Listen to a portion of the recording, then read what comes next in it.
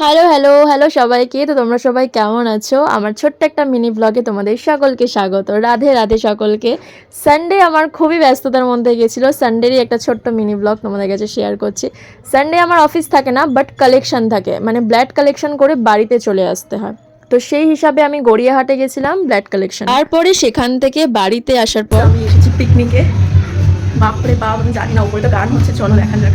বাড়িতে ঢুকেই এত শরীর খারাপ লাগছিল যে তরকারি আর মুড়ি খেয়ে নিয়েছি। তারপরে ভালো করে শ্যাম্পু ট্যাম্পু করে ফ্রেশ হয়ে আজকে বাড়িতেও প্রচুর রান্নাবান্না হয়েছিল, মাংস টাংস খাওয়া দাওয়ার পরে সন্ধ্যাবেলা একটু রেস্ট নিয়ে চলে এসেছি কুদঘাটে। মানে যারা বাজনী দিকে থাকো তারা তো জানবেই কুদঘাটটা কোথায়। কুদঘাটে সাইকেল নিয়ে চলে এসেছি রেডি হয়ে। আর এখানে আসার পরে আমি যে আগে ইভেন্টের কাজ করতাম সেই গ্রুপের ছিল আজকে পিকনিক। এবার দেখো, ইভেন্টের কাজ এখন করছি না, কারণ আমি আমার প্রফেশনে কাজ পেয়ে গেছি যেহেতু, তাই জন্য ইভেন্টের কাজটা আমার এখন আর করা হবে না। কিন্তু আমরা পিকনিক তো করতে পারি, কারণ আমি এত বছর ওদের সাথে কাজ করেছি। তারপরে যেহেতু গান চলছিল, সবাই মিলে খুব ভালোভাবে এনজয় করেছি, নাচা গানা করেছি। রিঙ্কিদির ছিল আগের দিন বার্থডে, তাই একটা ছোট্ট কেকও কাটানো হয়েছে। আর এখানে প্রচুর স্টার্টার ছিল, শুধু কাতলা ফ্রাইটা বাদ দিয়ে আমি সমস্ত কিছু ট্রাই করেছি। আর এই পুচকিটা আমাদেরকে নিচ থেকে ওপর পর্যন্ত খাবারগুলো দিয়ে যাচ্ছিল, মানে এত সুইট ব্যাপার। ঠিক আছে, রন খাওয়ার সময় দিদিরা হাসাচ্ছিল আমাকে। আর এখান থেকে আমি রাত 10টার সময় আবার গড়িয়ায় যাব, কারণ আমার বোনের বান্ধবীর ঠাকুমা মারা গেছে, সেখানেও অ্যাটেন্ড করতে হবে।